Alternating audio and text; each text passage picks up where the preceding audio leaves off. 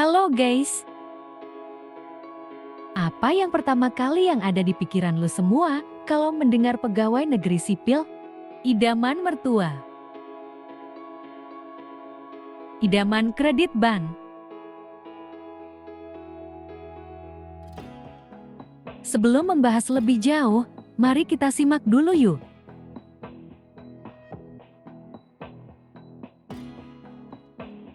Pegawai negeri sipil merupakan jenis pekerjaan yang cukup diminati berdasar pada data pelamar dari tahun ke tahun hingga yang terakhir pada tahun 2023 dengan jumlah pelamar sebanyak 2,4 juta orang pelamar di seluruh formasi yang ada.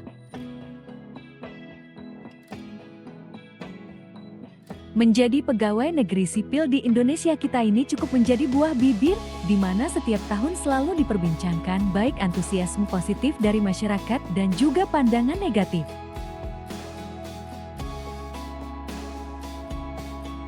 Dilihat dari data historikal, pegawai negeri sipil di Indonesia diketahui saat masa pendudukan Belanda, pendirian Hofden School sekolah para pemimpin antara tahun 1865 hingga 1878. Pegawai negeri sipil PNS di Indonesia dahulu disebut Amdanaar. Pada tahun 1900, pemerintah kolonial mengubah Hofden School menjadi Opleiding School voor Inlandse Ambtenaren OSVIA.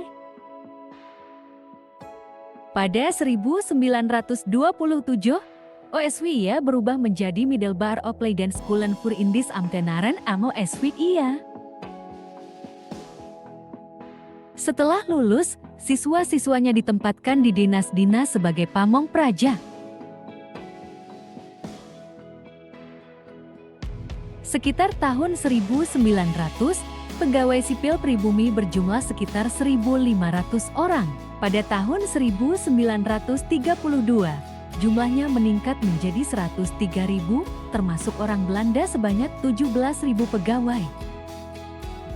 Orang pertama yang tercatat sebagai PNS adalah Hamengkubuwana ke-9 dengan nomor induk pegawai 010.001 sebagaimana tertera dalam kartu PNS miliknya yang diterbitkan oleh Badan Administrasi Kepegawaian Negara pada 1 November tahun 1974. Setelah Indonesia merdeka, Ketua Komite Nasional Indonesia Pusat KNIP, Kasman Singodimijo menyatakan bahwa Presiden Soekarno memutuskan bahwa pegawai-pegawai Indonesia dari segala jabatan dan tingkatan ditetapkan menjadi pegawai negara Republik Indonesia. Meskipun demikian, konstitusi yang saat itu berubah-ubah mengakibatkan keadaan negara menjadi tidak stabil.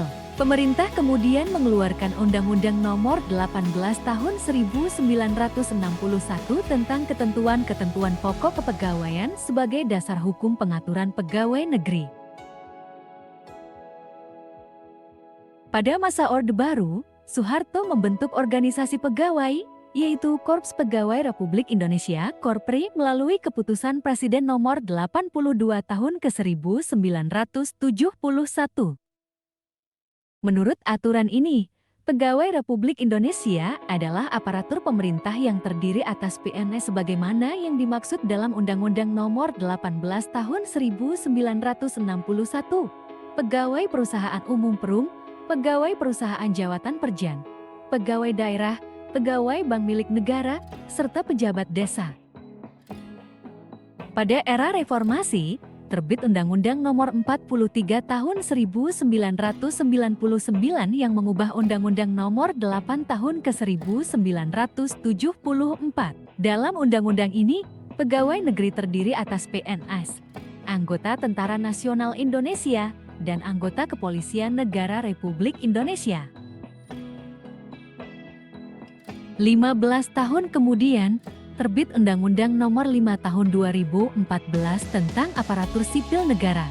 Dalam undang-undang ini, pegawai negeri dalam konteks pemerintahan Indonesia diganti menjadi ASN, yang terdiri atas pegawai negeri sipil PNS dan pegawai pemerintah dengan perjanjian kerja PPPK.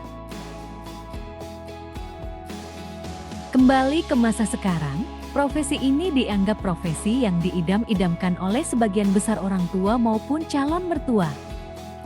Hal ini bukan menjadi sebuah hal baru dan tanpa alasan. Seseorang yang berprofesi sebagai pegawai negeri sipil dianggap sudah cukup stabil dikarenakan memiliki pekerjaan tetap dan gaji setiap bulan, berseragam dinas, sehingga dianggap mampu menghidupi diri maupun keluarga dan mengangkat harkat dan martabat keluarga. Jumlah yang tidak selalu banyak menjadikan pula pekerjaan ini menjadi bergengsi dan berkelas, meskipun jumlah gaji hanya standar upah gaji yang biasa.